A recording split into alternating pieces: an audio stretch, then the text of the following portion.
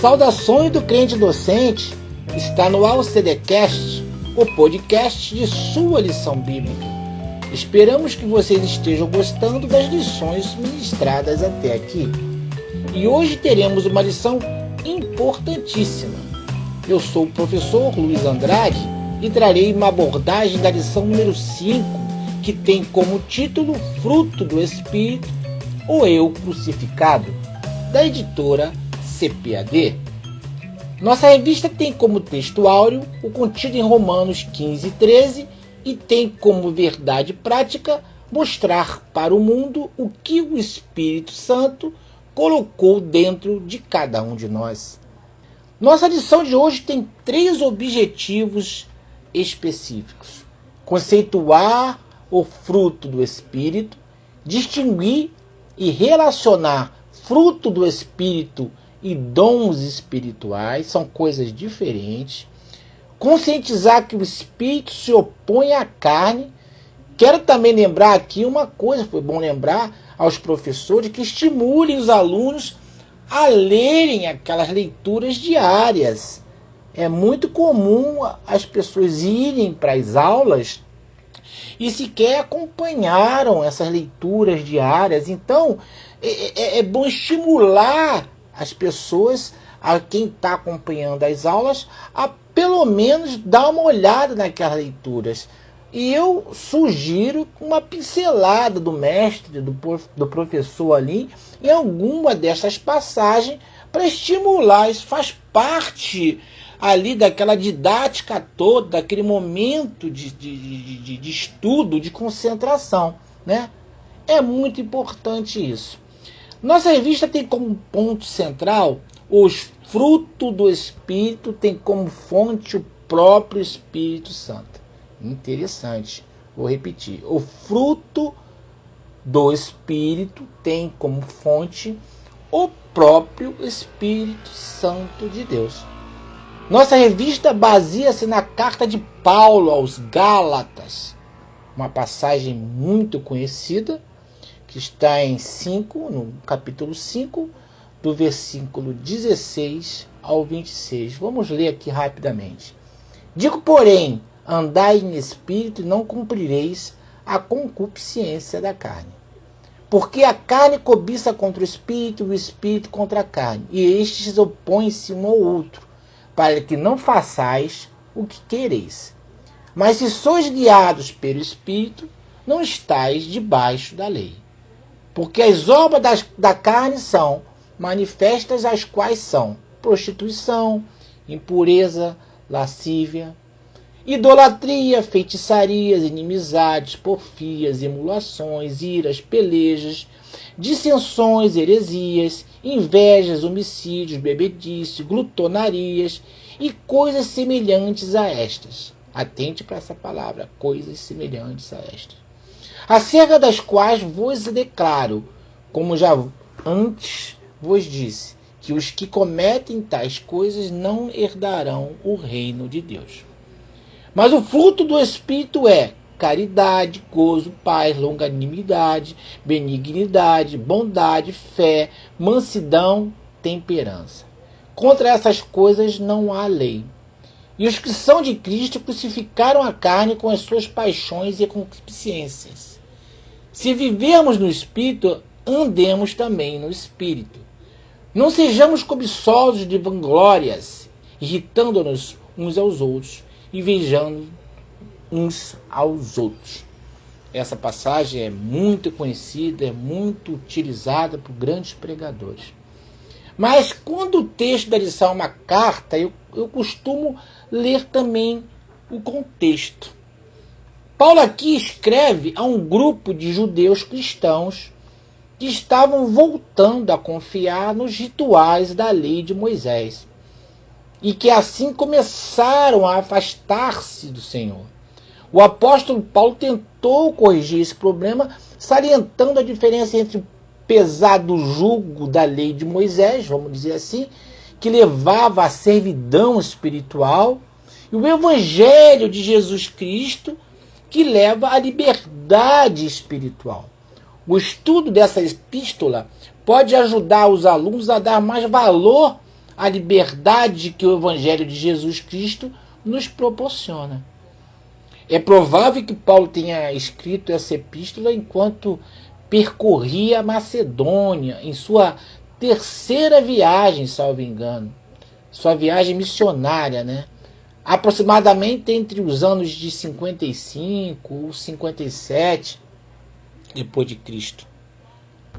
Mais ou menos por aí. Mas vamos então continuar a nossa lição, a nossa aula. Nossa revista está dividida em 3 tópicos muito importantes. O fruto do Espírito na vida do crente é o primeiro tópico. A diferença em relação entre o fruto e os dons do Espírito. E o terceiro tópico, que é o Espírito se opõe à carne. São esses 3 tópicos que estão resumindo a nossa lição. Vamos para o primeiro tópico, o fruto do Espírito na vida do crente. Mas vamos trabalhar primeiro com uma definição. Quando aceitamos a Jesus Cristo como Salvador, começa a nascer em nós um processo lento, né? Mas progressivo de amadurecimento espiritual. Isso tudo é a ação do Espírito Santo em nossas vidas. Neste processo, as qualidades do Espírito Santo começam a se despertar em nós. Paulo lista 9 destas qualidades. Todas são muito importantes. A estas qualidades chamamos de fruto do Espírito. Na verdade, isso tudo é um processo de santificação. É um processo lento, sim, porque quando o Espírito Santo atua com estas virtudes em nossas vidas, por outro lado, o nosso eu interior tende, obviamente, a fazer o contrário. Ou seja, nos atrair para as concupiscências da carne. É uma luta que devemos encarar e só com a nossa entrega, com oração, jejum e leitura da palavra, conseguiremos vencer esta batalha. Mas por que se chama fruto no singular? Essa é um tema muito discutido entre os teólogos, e mesmo não precisa ser teólogo, né? Qualquer um não vai entender muito bem. Isso é até aqui tema do subtópico 2. E por que chama fruto do Espírito e não frutos do Espírito? Já que estamos falando de várias qualidades ou virtudes. Primeiro, é interessante notar que quando o apóstolo fala dessas capacitações, ele utiliza o singular fruto do Espírito ao invés do plural fruto do Espírito. Já ele escreve sobre as práticas pecaminosas, ele utiliza o plural, as obras da carne. Muitas especulações já foram feitas, como eu falei, na tentativa de explicar o porquê disso. A palavra de todas elas defende que isso acontece porque, diferentemente das obras da carne, o fruto do Espírito é uma unidade. Isso significa que todas as capacitações pertencem a um único fruto. Não somos nós que produzimos esse fruto, mas o Espírito Santo que produz em nós. Ele assim o faz de um modo em que uma virtude está diretamente ligada à outra. Portanto, essas virtudes são indivisíveis e juntas formam um fruto só. Pense em cada virtude como sendo gomos de um mesmo fruto. Eu até sugeriria aos professores que, numa sala de aula, pudéssemos usar ali aquele PowerPoint, né? Ou um quadro, já utilizei um quadro certa vez, e você desenha ali uma tangerina, uma mexerica, depende da região, e ali você coloca aqueles gomos ali, e explica para a turma, ainda mais para aquele que é novo convertido, a importância daquele fruto, e aqueles gomos são aquelas virtudes, você coloca ali o nome de cada virtude, para as pessoas terem uma ideia de o que é realmente o fruto do Espírito. É um desenho, uma ilustração que ajuda no aprendizado. Também facilita o nosso entendimento quando conseguimos entender que o amor é a base de todas as outras virtudes citadas. Se não houver amor, é impossível que se tenha verdadeira alegria, paz, longanimidade, benignidade, bondade, fidelidade, mansidão, domínio próprio. Sem o amor não temos como ter também essas outras virtudes. Podemos dizer que o fruto do Espírito é o amor seguido necessariamente pelas outras 8 preciosas virtudes citadas. É mais ou menos isso. O subtópico 3 fala de andar no Espírito. Está no verso 16. Andar no Espírito é entender primeiro, como eu disse antes, que estamos em uma batalha espiritual entre a carne e o Espírito. Nossas vontades nem sempre são as escolhidas ou aceitas pelo Espírito Santo de Deus. Andar no Espírito é guerrear contra essas vontades. E não é só em um momento ou em um dia. Essa guerra é diária, ela é contínua. Andar no Espírito é andar de forma humilde, procurando fazer a vontade de Deus e lutar contra as concupiscências da carne. No entanto, cabe a nós agora vivermos na prática o que somos em princípio. Se a nossa carne foi crucificada com Cristo, então agora vivemos no Espírito. Se o Espírito é a fonte de nossa vida, se Ele é quem nos capacita a vivermos em retidão, então devemos entregar completamente nossos passos a Ele. Por isso o apóstolo Paulo escreve: se vivemos pelo Espírito, andemos também pelo Espírito. Se somos verdadeiramente seguidores de Cristo, necessariamente devemos viver de uma maneira compatível à nossa fé. A vida cristã deve ser completamente dependente do poder que o Espírito Santo nos concede de mortificar as paixões e desejos carnais, revelando em nossa conduta os efeitos da cruz de Cristo. Essa é que é a verdade. Vamos então para o tópico 2. Diferença e relação entre o fruto e os dons do Espírito. No começo de nossa caminhada como um cristão, o Espírito Santo, por sua misericórdia, nos concede dons espirituais. Entretanto, ainda há pouco eu falei sobre o fruto do Espírito. Isso pode sim nos trazer alguma confusão. Mas existe uma grande diferença. Os dons do Espírito, traduzidos das palavras gregas carisma, pneuma, são capacidades sobrenaturais dadas pelo Espírito Santo aos membros do corpo de Cristo por aquilo que for útil, visando a edificação do corpo. Tal capacidade é de caráter gratuito, ou seja, não recebemos por mérito, ou porque dizimamos, ou ofertamos. É dado segundo a vontade do Espírito Santo. Paulo escreveu isso em sua carta, 1 Coríntios 12, 11. Apesar do Espírito Santo distribuí-los como quiser, é possível que o cristão também as busque. Os dons falam daquilo que possuímos, ao passo que o fruto fala daquilo que nos tornamos.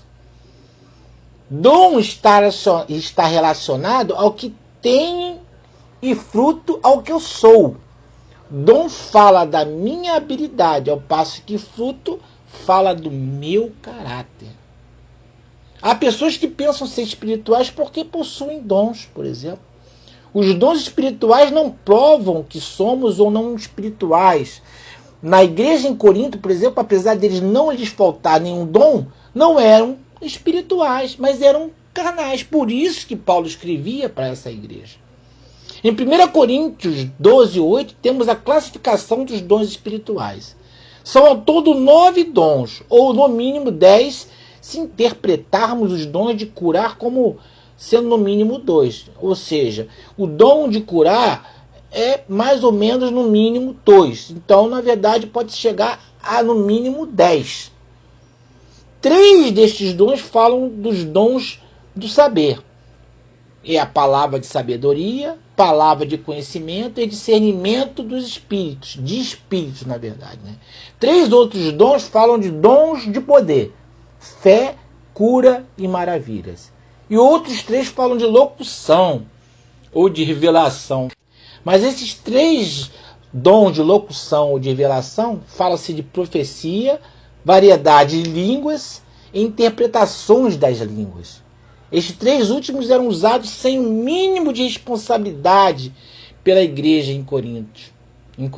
E Paulo os advertiu a usá-los de maneira correta.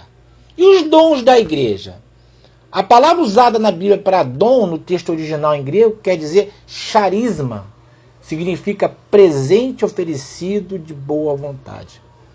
Um versículo que vem um pouco antes de Paulo escrever sobre os 5 dons ministeriais de Cristo deixa muito claro esse presente oferecido de boa vontade para nós, que é a graça de Deus.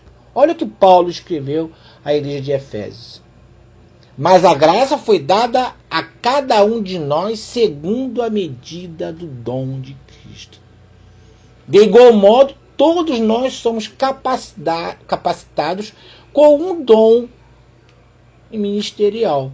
Sendo assim, todos são capazes de ajudar na unidade do corpo e da igreja de Cristo. Olha também o que Paulo escreveu à igreja de Efésios. Foi ele quem deu dons às pessoas. Ele escolheu alguns para serem apóstolos, outros para profetas, outros para evangelistas, e ainda outros para pastores e mestres da igreja.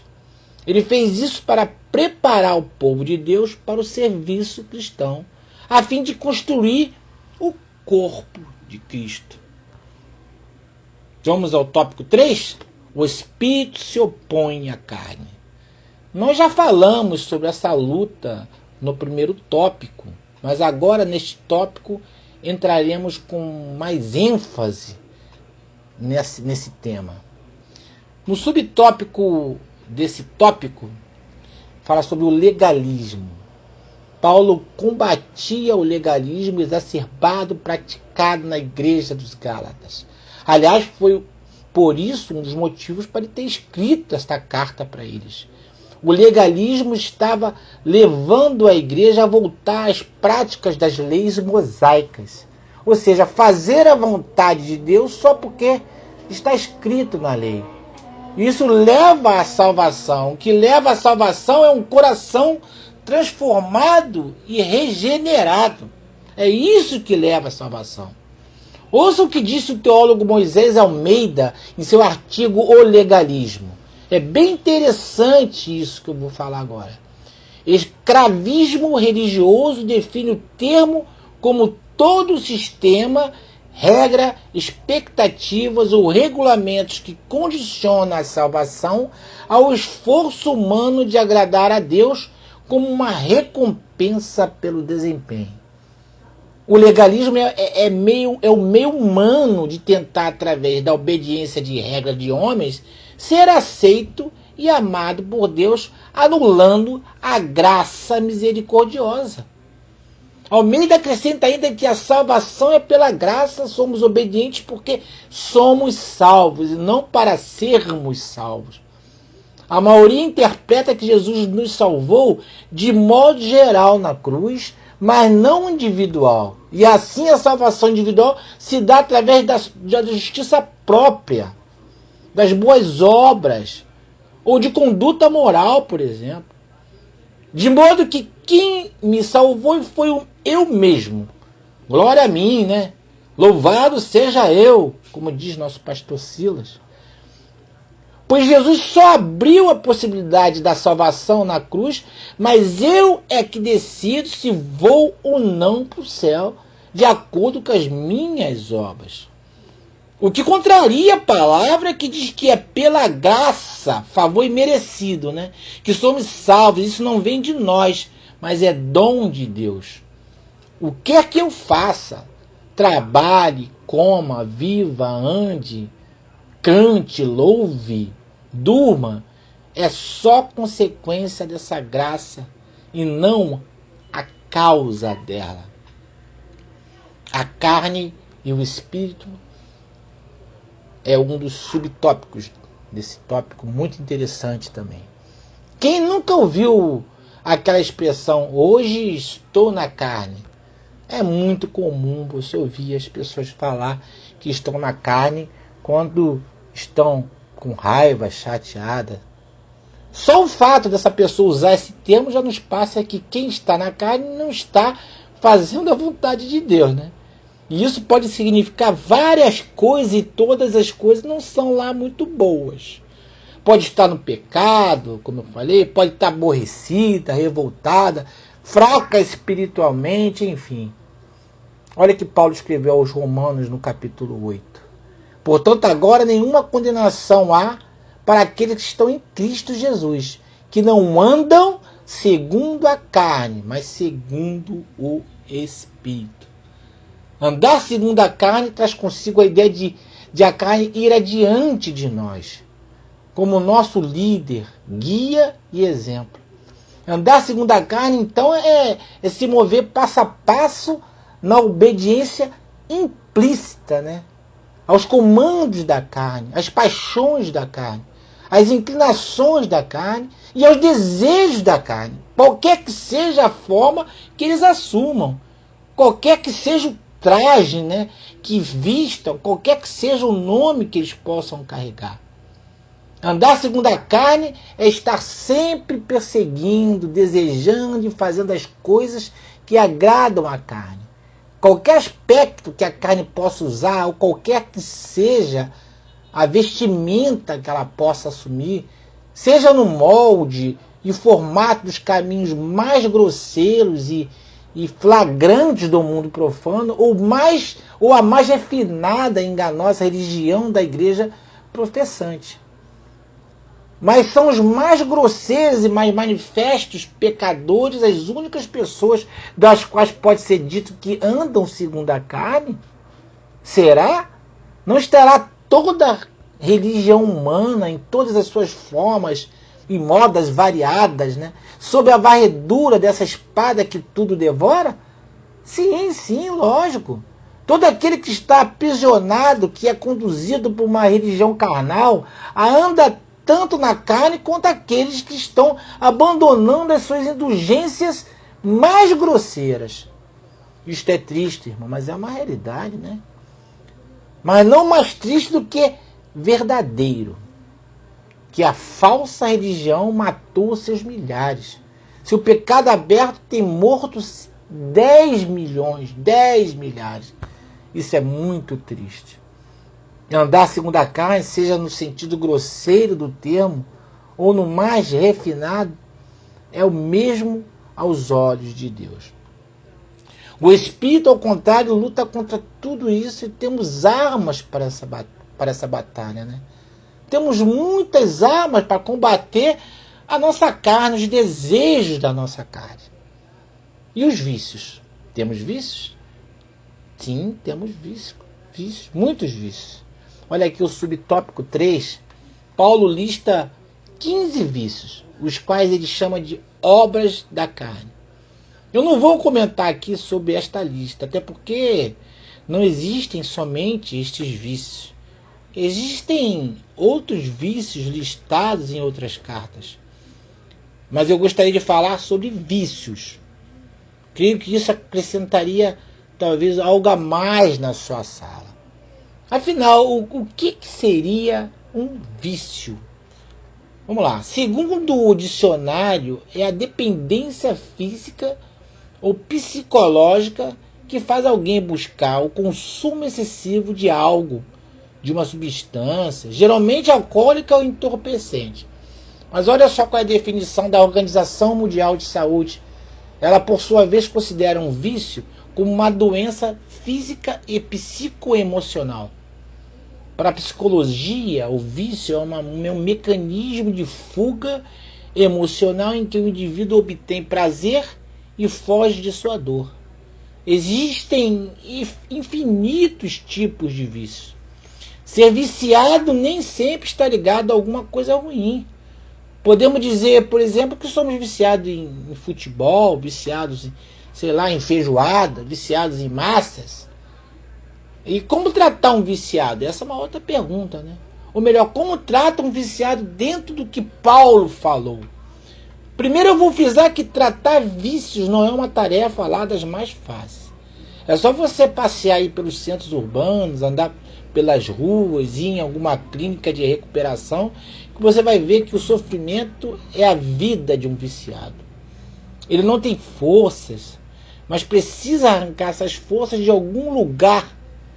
E ele não consegue, né? Sozinho ele não conseguirá se livrar do seu vício. Sempre tem alguém ajudando, até mesmo alguma instituição.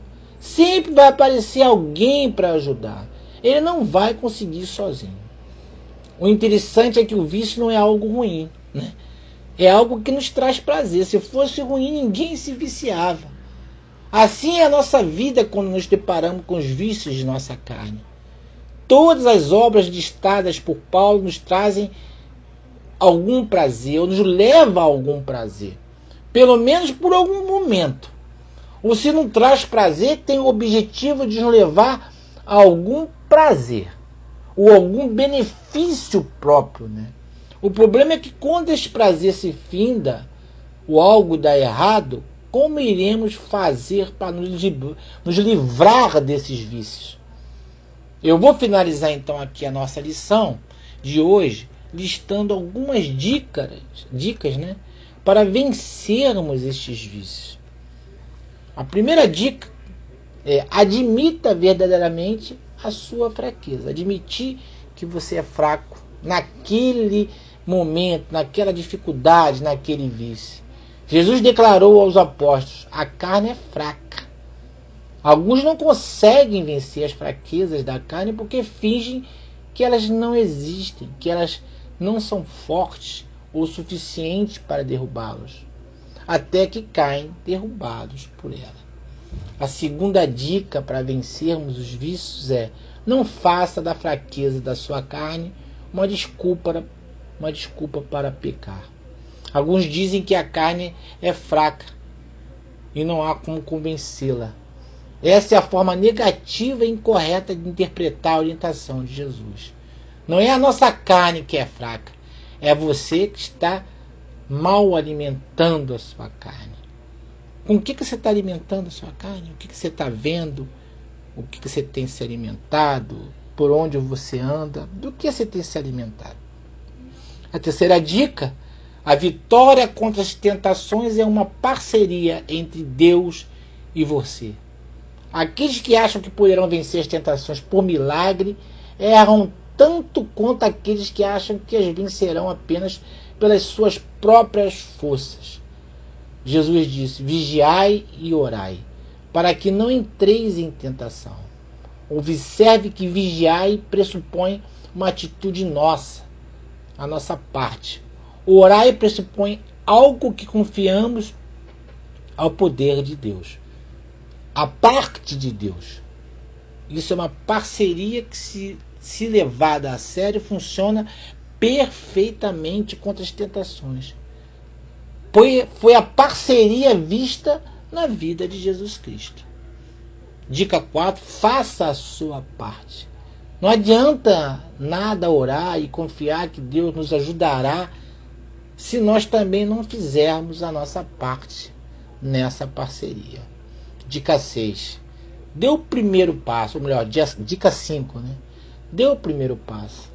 Muitas pessoas estão muito machucadas por causa das guerras que vem travando com suas tentações há muitos anos. Algumas chegam até a desistir. Porém, Deus nos chama a sermos santos. E isso significa que devemos levantar a cabeça e nos levantar contra qualquer coisa que fira nossa santidade. Dê o primeiro passo. Vença sua fraqueza hoje, depois a vença amanhã, e depois de amanhã, e assim por diante. Um dia de cada vez, uma batalha de cada vez. Sexta dica: não desista se perder uma batalha. A maioria das pessoas tem recaída diante das suas fraquezas. Talvez por descuido, né, ou por outro motivo. Se acontecer de você cair diante de uma batalha, não hesite, né, vamos dizer assim, em comparecer perante Deus e buscar o perdão dele. Deus está vendo o seu empenho. Ele sabe como tem se esforçado nessa guerra. Peça perdão. Levante a cabeça e entre novamente na guerra, mas agora mais revigorado e mais experiente para não mais cair nas mesmas artimanhas do inimigo. Gostaria de agradecer a todos pela audiência e pedir para que nos siga no @crentedocente no Instagram e Facebook e se inscreva. Não se esqueça também de ativar as notificações clicando no sininho. Que Deus abençoe e até a próxima oportunidade.